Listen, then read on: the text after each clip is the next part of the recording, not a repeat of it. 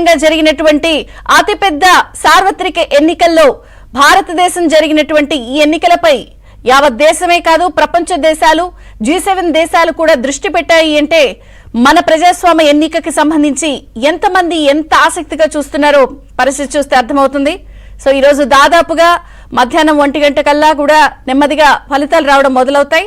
So మొదటిగా 8ంటికి postal ballot start అవుతుంది. 8:30కి ఈవీఎంల కౌంటింగ్ ప్రారంభమవుతుంది. సో యావత్ దేశం 2 తెలుగు రాష్ట్రాలు కూడా చాలా ఉత్కంఠగా ఎదురు చూస్తున్నారు ఏం జరుగుతుంది. సో మినిట్ టు మినిట్ మీకు అప్డేట్స్ అందించే ప్రయత్నం ఏబిఎన్ అండ్ టీమ్ చేస్తుంది. సో ఇక కౌంటింగ్ నేపథ్యంలో కూటమి ఏజెంట్లకు టీడీపీ అధినేత చంద్రబాబు దిశానిర్దేశం చేశారు. ఉదయం 5 గంటలకి ఏజెంట్లతో టెలికాన్ఫరెన్స్ నిర్వహించిన చంద్రబాబు కౌంటింగ్ కేంద్రాల్లో అప్రమత్తంగా వ్యవహరించాలి అన్నారు. ఏ అనుమానం ఉన్నా వెంటనే ఆర్ఓకు ఫిర్యాదు చేయాలని సూచించారు. ఈ టెలికాన్ఫరెన్స్ లో బీజేపీ రాష్ట్ర అధ్యక్షురాలు పురంధేశ్వరి, జనసేన నేత నాదెండ్ల మనోహర్లు పాల్గొన్నారు.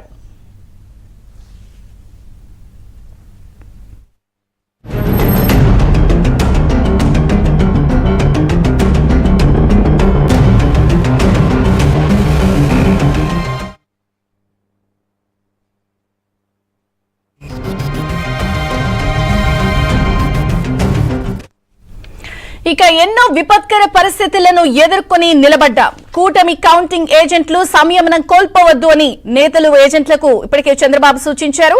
అయితే అన్ని రౌండ్లు పూర్తయ్యే వరకు ఏజెంట్లు ఎవ్వరూ కూడా బయటకు రావద్దని కంట్రోల్ యూనిట్ నెంబర్ ప్రకారం సీల్ను ప్రతి ఏజెంటు సరిచూసుకోవాలని చెప్పారు. ఇక ప్రతి ఒక్కరూ 17C ఫామ్ దగ్గర ఉంచుకుని పోలైన ఓట్లను, కౌంటింగ్ లో వచ్చిన ఓట్లను సరిచూసుకోవాలన్నారు. ప్రతి ఓటు చాలా చాలా కీలకమని కౌంటింగ్ కేంద్రాల్లో ధైర్యంగా ఉండాలని చెప్పారు. ఇప్పటికే ఏర్పాట్లన్నీ పూర్తయిపోయాయి.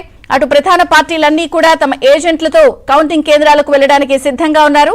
ఇటు టీడీపీ అధినేత చంద్రబాబు కూడా టెలికాన్ఫరెన్స్ ద్వారా ఏజెంట్లను గైడ్ చేశారు. ఇక అప్డేట్స్ ఏపీ బ్యూరో చీఫ్ రామారావుని అడిగి తెలుసుకుందాం. Rama Rao, good morning. Updates please.